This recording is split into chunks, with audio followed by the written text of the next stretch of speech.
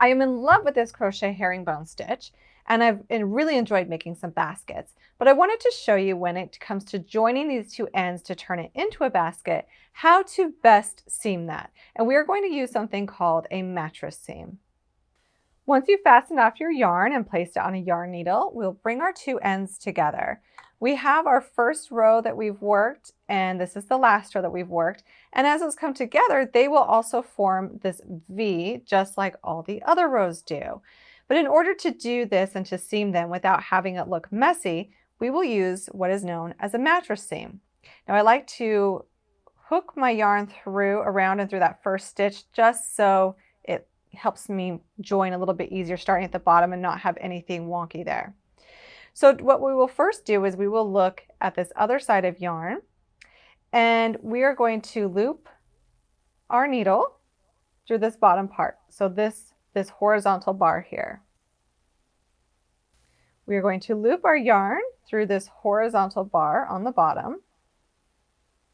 And now we will be using the mattress seam. In order to do this, when we stick our needle like in between the bottom of this stitch, there are horizontal lines. You may have to insert your needle a little bit to find them, but there are horizontal lines all along here. Notice how there's a horizontal stitch underneath there. That's part of our single crochet stitch and is going to be really helpful in working this mattress seam.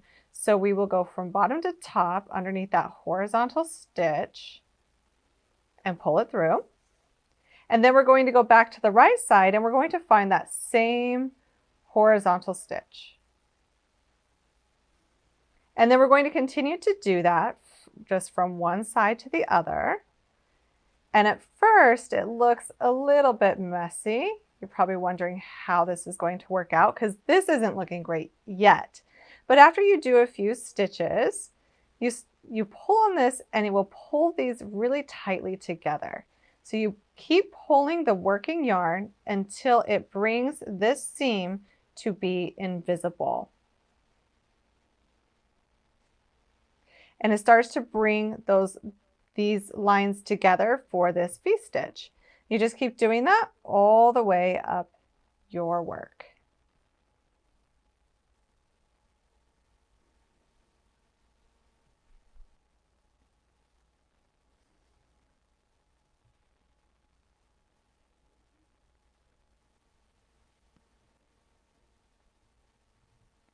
See how that nicely tightens together and allows these stitches to squish into each other so that that looks seamless.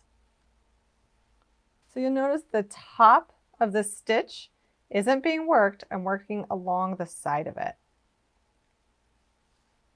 As we pull, it really brings it together nicely. So it really looks seamless once you get going. And on the other side, we have the top of our stitches nicely hidden.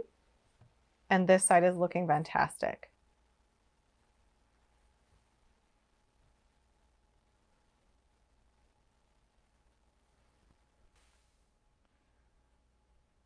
And once you get to the top, if you want to, you can do kind of a mock stitch to join these top edges together. And then for this basket, we will be joining our yarn on one of the sides and creating the bottom and then also an edging around the top. So see how that's such a nice seamless join? You can't even really tell where our seam is. And now it's time to join yarn and work the rest of our basket around the bottom and the top.